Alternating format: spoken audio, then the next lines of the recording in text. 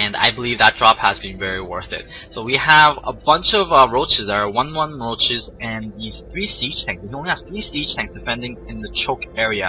So these roaches are finally reinforcing, and I have around, how many siege tanks? I have 5, 6, 7, 8, around 8 siege tanks, because there's 2 siege tanks that are not, put into my group, put into the number 2 group. So I have way more siege tanks, and I believe I have way more SCVs at the moment. So we are about to move out. We're like imminently moving out because this is a time to break it, because he does not have enough siege tanks to stop this many units. And I believe my partner is working on a Colossus. I don't know why I said Colossus. It's a Colossus. So one Colossus comes out, and this is actually it's a very good timing for us to move out. We need to move out very soon, because if we let them just expand everywhere, because this is what Zerg's doing, expanding everywhere, and when Zerg expands everywhere uncontrollably, that is a very bad sign. So we have scouted this area out. We realized that this area is ripe for the picking. We could just penetrate these areas, or we could try to break through, and at the same time try to gain position, trying to get the Xel'Naga Tower and gain position. And these roaches are just getting annihilated, and these siege tanks are getting picked off. My computer just lagging, and my computer's about to die. And at the same time, we have these Marine Marauder Force picking off these siege tanks one by one, and these roaches cannot do anything about it, because Stalkers, Immortals, Colossus, Phoenixes, Marauders, siege tanks, they all are anti to roaches. Roaches die to all these units. So we have all these siege tanks that have not been picked off or died in the process, and these siege tanks are picking off these roaches one by one, and 3 at a time sometimes, to kill them off. And we have now the opportunity to push on to the Zerg Natural, so that they cannot attack us ever again. So we are pushing into the Zerg Natural. Zerg Natural, he's building a lot of units. He's actually starting to build Infestors, and Infestors have come a little bit too late, because these Infestors are going to get picked off, and these 2 Infestors barely move out, but ooh, they do survive. So we have siege tanks. We have around 8 siege tanks sitting in front of Zerg's base, and these Infestors have fungal growthed, and these siege tanks, and they do 30% extra damage to the armored units, and they did around 67 damage. So wait, siege tanks have 160 life or 180 life? I need to figure this out, because I think they only have 100. Because this looks like a 8 or a 6 to me.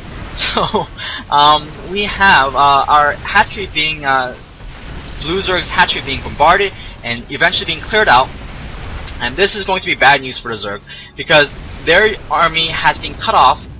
Their army has been cut off from their expansions, and we have expansion right over here. We have expansion right over there, and we have an expansion right over here, which is not mining. Very bad.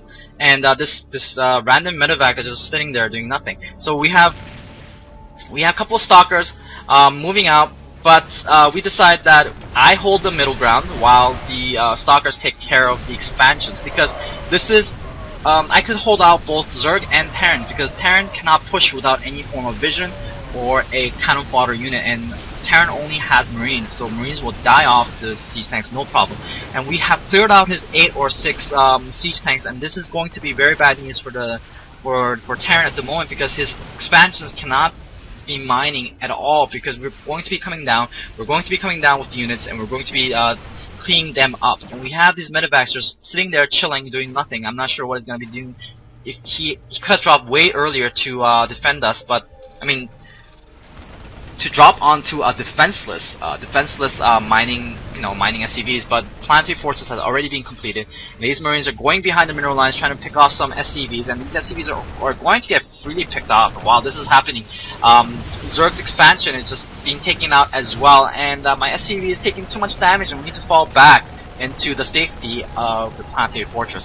And this missile turret should be cancelled, but I guess it's going to be completed to be destroyed immediately right afterwards. So our middle army has been already secured our Xel'Naga Tower. While this is going on, we have the Stalkers chilling out, listening to music, I guess, and finally they start moving, and they're going to be clearing out both the expansions down here and down here. And while this is happening, I'm trying to clear out the Marines are just parked over here, just deciding to go like, you know, we're gonna be chilling out here, trying to stop any form of mineral gathering. So we have 2 Marines, 2 Mirage trying to clean them out, and I'm not sure if this is a good idea, so I bring my SCVs along and go, oh, okay, that's cool, and then they decide to move out. So the Ying decides to move out, and these 2 Phoenixes come just on time to pick off these medevacs, the single medevac, and we have managed to take out all their expansions, except this one, which has 3 emules on it. But we have secured our middle, we have secured our expansions,